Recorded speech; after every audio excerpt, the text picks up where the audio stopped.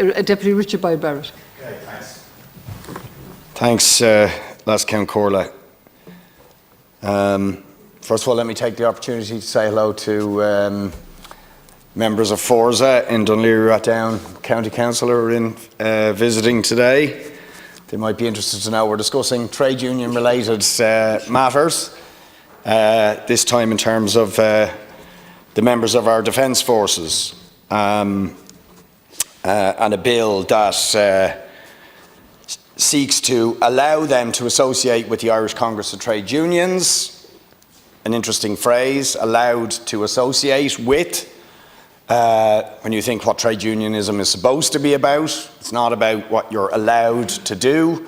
It's about representing your own interests and your own views, and also the establishment, among other things, of an external oversight body for the defence forces, of course, the need for which arises from a whole series of scandals in the defence forces, the campaigning of members of the defence forces, like the Women of Honour, over what they allege is a widespread culture of discrimination, bullying, harassment, assault, misogyny, and even rape.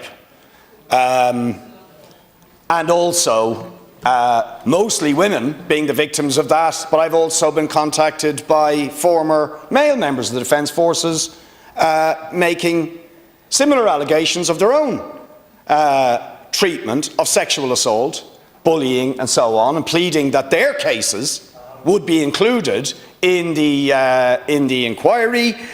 And then the treatment of whistleblowers, and a lot of what I'm going to say is going to be informed by the testimony of a particular whistleblower who has agreed that I would name him and tell a bit about his story, but I think it would be indicative of the issues that need to be addressed, and I think the failure of this bill to adequately address them.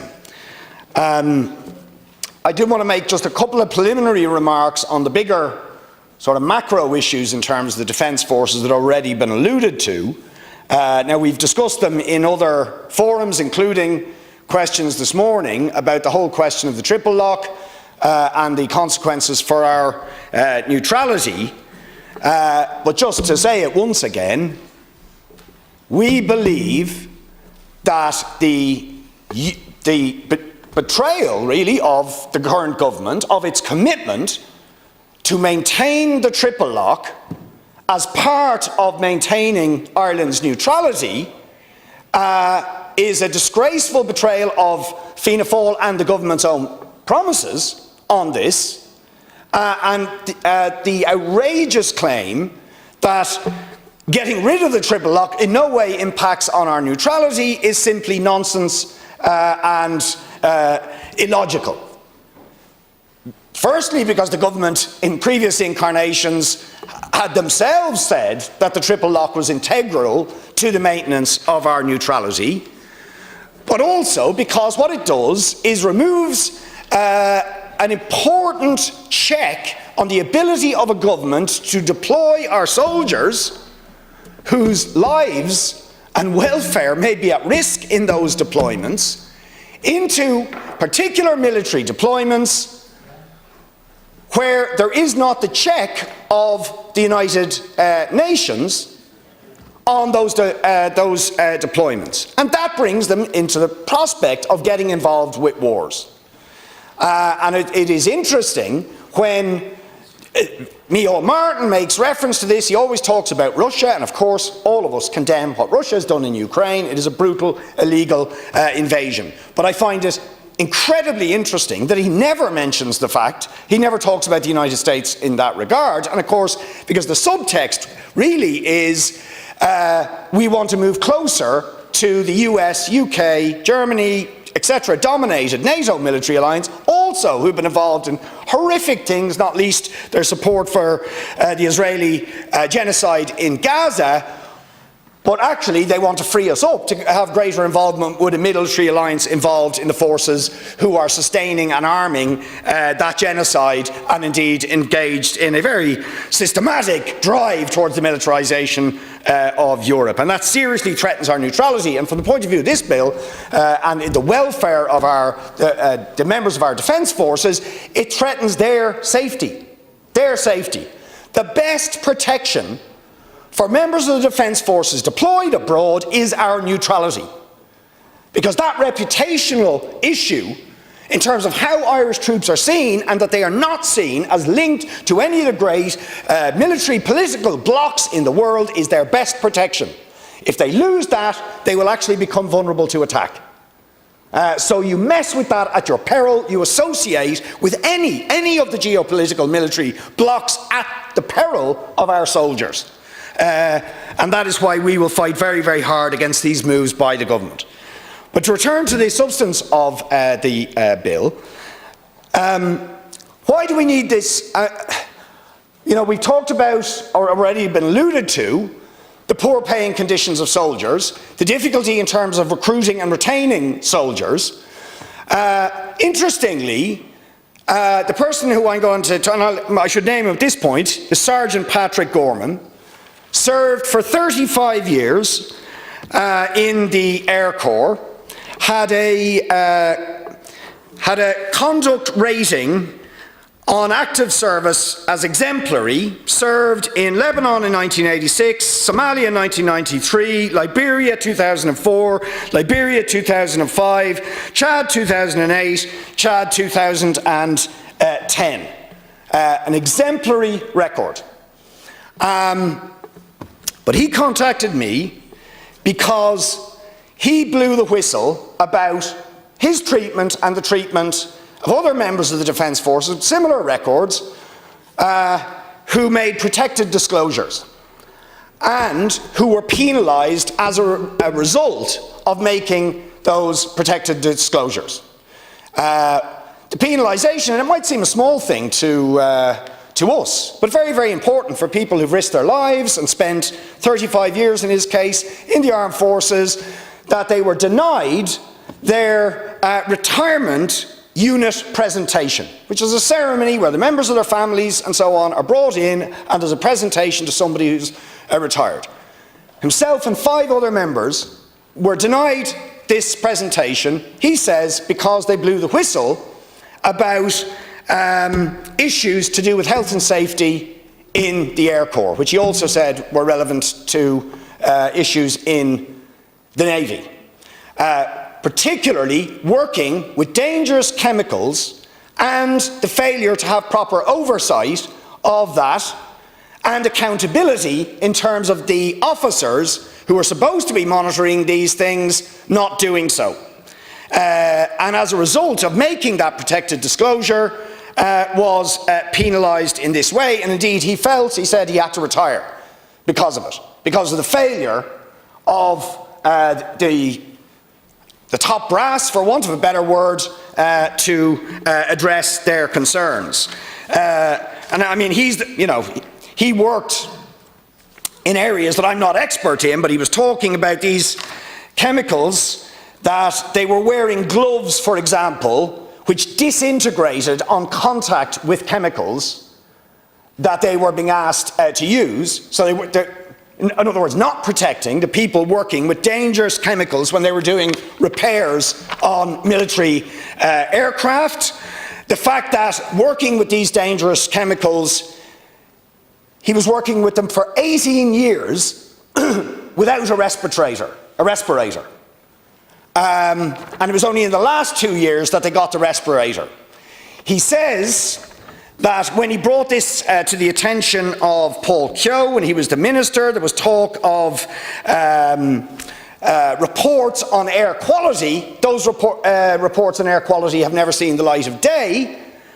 But one of the things that they would do, and they asked for occupational health surveillance, one of the things they would do was identify if there were clusters of ill health resulting from the high levels of these intoxicating chemicals in the air in which they were working. And he says, in a group of 7 people working in the sheet metal structural repair shop, 7 of the people couldn't have children, which seems quite incredible. Quite incredible. Such was the circulation of this. He mentioned that there was chemicals, carcinogenic chemicals, being used that appear in the film Erin Brockovich. You know the film Erin Brockovich about toxic chemicals getting into the water and so on, and poisoning whole communities. That these things were being used. Paint strippers that were banned elsewhere, still being used in the Irish Defence Forces. Contaminated clothing which was supposed to be destroyed and treated in a very particular way, soldiers not being warned about it and going home to their kids with this stuff, and it being mixed in with the washing of children and the rest of the family, potentially contaminating them with dangerous chemicals. Now, when he made his protected disclosure, he was told by the WRC, he was told that you can't take a case to the WRC if you're a member of the Defence Forces for penalisation because you're not an employee, you're a worker. A distinction that they couldn't really get their head around. And I put in an answer, and this relates to the question of, on the new oversight body being proposed, that the General Secretary of the Department of Defence is going to be on this oversight body, and the problems that creates are evidenced, if you like, by the parliamentary question I put in on behalf of Patrick and his colleagues. When I asked about this, they simply recite reference to the Protected Disclosures Act, that there is a distinction between worker and employee, that they should go to the Ombudsman for the Defence Forces. He points out in his response that it has taken up to 8 years for the Ombudsman on Defence Forces to investigate claims of penalisation of a whistleblower in a number of cases. In some cases they've made no determination whatsoever, i.e. it doesn't work. It doesn't work. But interestingly, in the answer to the second question, related to the first question, about investigating the practice of members of the Defence Forces being denied their presentation on the basis that they have made protected disclosures about issues in the Defence Forces, the answer we get from the Department of the Defence is, I am not at liberty to discuss or comment on any protected disclosure. However, I am assured by military management that no member of the Defence Forces is denied anything on foot of having made a protected disclosure. Now, come on. That's a joke, right? In answering a question about the failure to respond properly to disclosure and a penalisation of a member of the Defence Forces over making a protected disclosure, the Department of Defence goes to military management and says, did you penalise anybody? They say, not at all. End of story. That's the answer we get. That's the answer we get. Right? No wonder he said paying conditions which were axed as a result of the contract changes in 93-94, which mean that a private 3-star, I didn't even know these things to explain, a private 3-star now has to takes 5 years, whereas they used to get the 3-star pay from year 1, now takes 5 years to get to the top of that 3-star scale. So in other words, paying conditions are worse than they were pre-93-94. People are being asked to do more foreign deployments and so on. And I said, is that the main reason why it's difficult to recruit and retain? He said, well, it's a reason, significant reason, but he said, actually, if I was to name one reason, it is the lack of an independent, transparent complaints process. That's what he said, right? So that when people are facing bullying, penalisation, military management refusing to listen to the concerns and complaints, or indeed issues to do with their health and safety and well-being and welfare, or even the welfare of their families, it's the lack of an independent process to actually listen to their complaints. Now that's pretty serious. And in that context, this sort of tokenistic right to associate with the ICTU, but actually to say nothing, really, and don't you dare to mention anything about, really, your conditions, your pay, and this attitude towards whistleblowers. It wouldn't give you a lot of faith in what the government is doing here in this defence bill to actually acknowledge the serious abuses and problems and the mistreatment of rank and file soldiers that result then in us being unable to recruit and retain the numbers we need.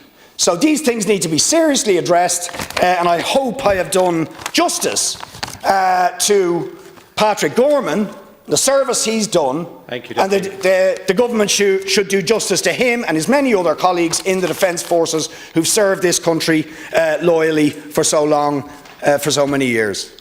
Thank you, Deputy Boyd Barrett.